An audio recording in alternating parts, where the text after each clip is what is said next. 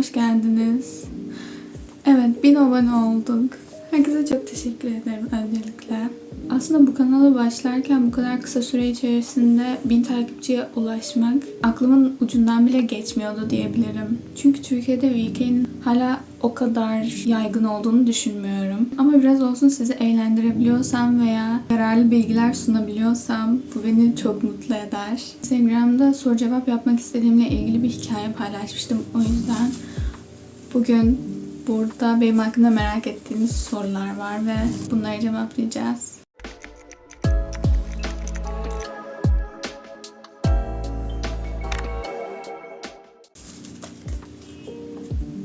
Evet, ilk soru. İsmini neden saklıyorsun?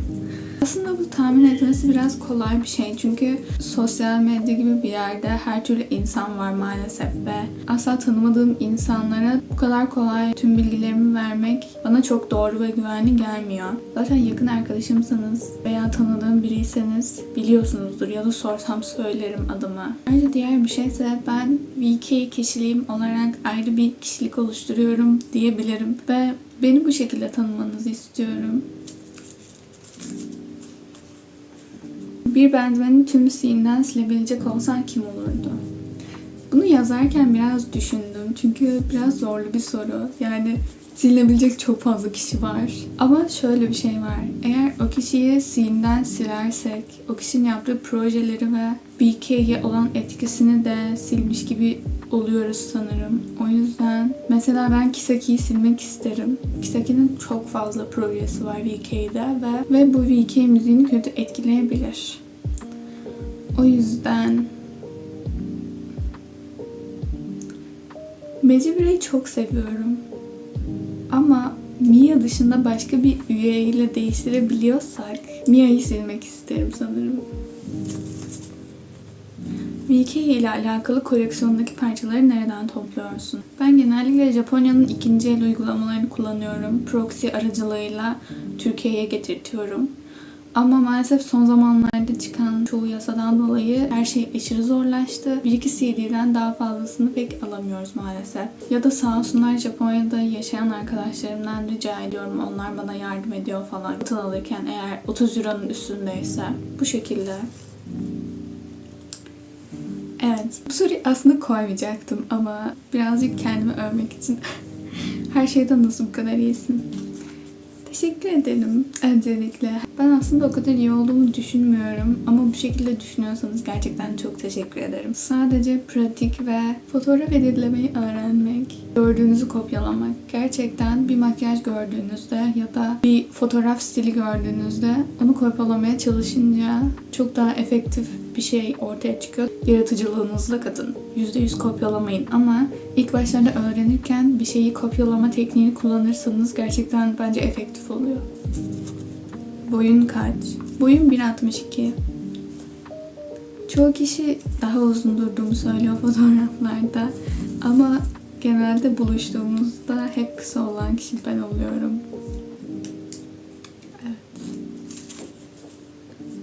En sevdiğin VK fashion markaları neler? Aslında şöyle, sanırım tam olarak bu VK markası diyebileceğimiz bir kıyafet markası yok. Ama VK'de de kullanılan bazı Ulta ya da J-Punk markaları var. En sevdiklerim Super Lovers olabilir. Algonquins, H-Nato en sevdiğim markalardan birisi. Onun dışında Putumayo'yu bayağı seviyorum. Bunlar olabilir sanırım. Benim gözümde VK tanrıçası gibi birisin. Teşekkür ederim. VK hakkında bu kadar bilgiyi nasıl ve ne kadar zamanda edindin?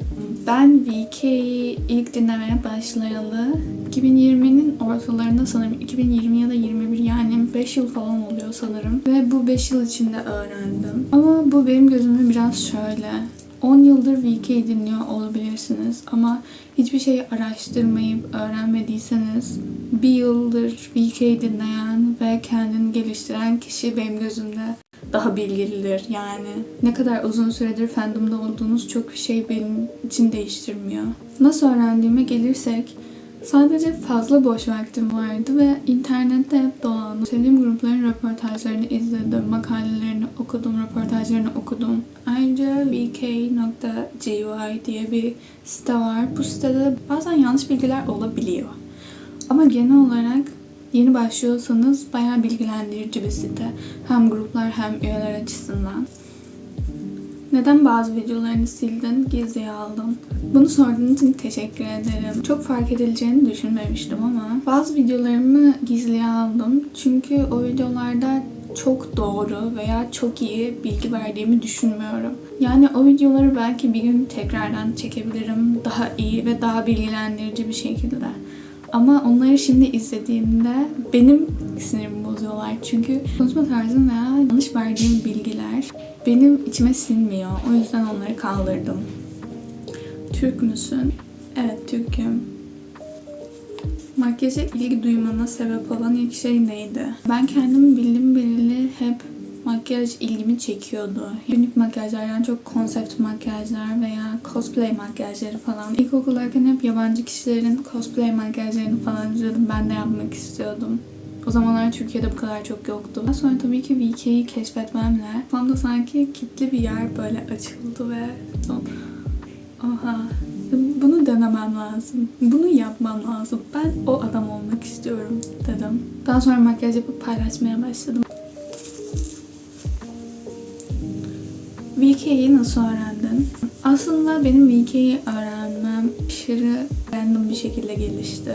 Mona Sama ve Toshiya gibi bazı kişileri bazen görüyordum ve çok hoşuma gidiyordu. Ama kim olduklarını asla bilmiyordum. Onun dışında The Gazette'in Blinding Hope şarkısı yeni çıktığı zamanlarda hep önüme düşüyordu. Japon metal kız gruplarını falan dinliyordum o zamanlar. Baby metal falan dinliyordum.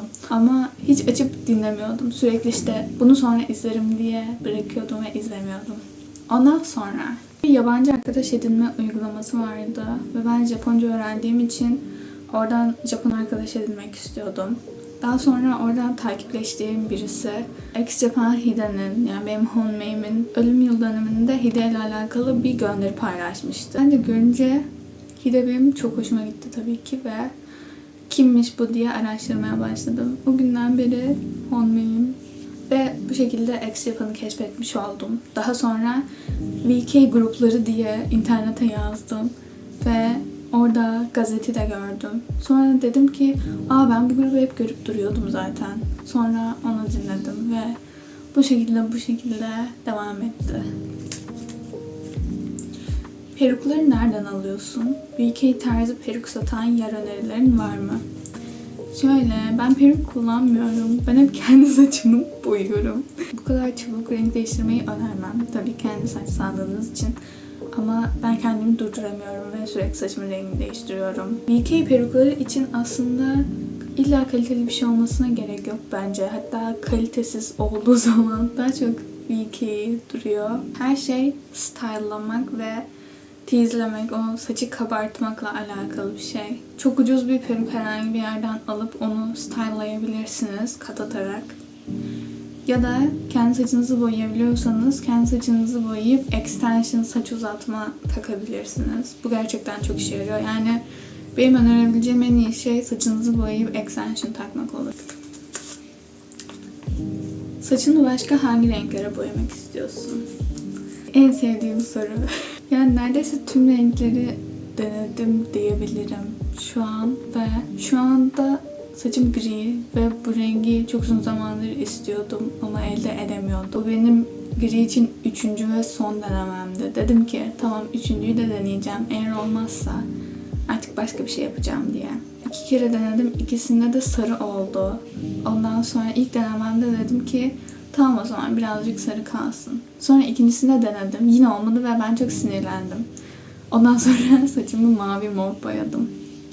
En son ama dedim ki mor renk güzel ama çok benlik değil. Ben gibi hissettirmiyor dedim. İlk defa kaliteli bir açıcı alıp saçımı 3 kere açtık. Ve boyadık. Ve şu anda bu şekilde görünüyor. Şu an saçımdan memnunum. Umarım sıkılmam hemen. Çünkü çok zor elde ettim gerçekten. Bundan sonra denemek istediğim renkler, ya saçım bu kadar açılmışken artık pastel renkleri denemek istiyorum. Gerçekten pastel pembe olabilir. Ama zaten çok çabuk akıyor o renkler. O yüzden deneyip tekrardan bu renge dönebilirim belki.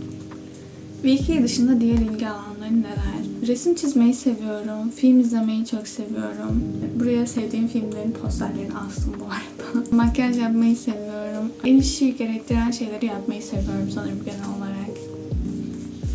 Kaç yaşındasın ve okula gidiyor musun? Eğer gidiyorsan ne tür bir eğitim görüyorsun? Ben 18 yaşındayım. Şu anda okula gitmiyorum çünkü bu sene mezun oldum liseden. Güzel sanatlara hazırlanıyorum. Moda tasarım okumak istiyorum. Umarım kazanırsam bu yönde bir eğitim göreceğim. En sevdiğin My Little Pony karakteri? En sevdiğim My Little Pony karakteri ana karakterlerden Rarity'yi çok seviyorum. Onun dışında Sunset Shimmer'ı bayağı seviyordum ve Trixie'yi seviyordum ben. Neden bilmiyorum ama dizaynı çok hoşuma gidiyordu. Honmei ve Oshilerin kimler? Honmei'm Hide, X Japan. Oshilerim çok fazla var. Gazette'den şu an Uruha, bir süredir Oshim. Ruki'yi de çok seviyorum. Hepsini çok seviyorum Gazette'den ama bir süredir Gazette'den Uruha'yı bayağı seviyorum. Onun dışında Mejibrey'den Koichi. Şu an sanırım son zamanlarda en sevdiğim kişiler bunlar. Evcil hayvanların var mı? Evet, 2 tane kedim var. İsimleri Hera ve Murife.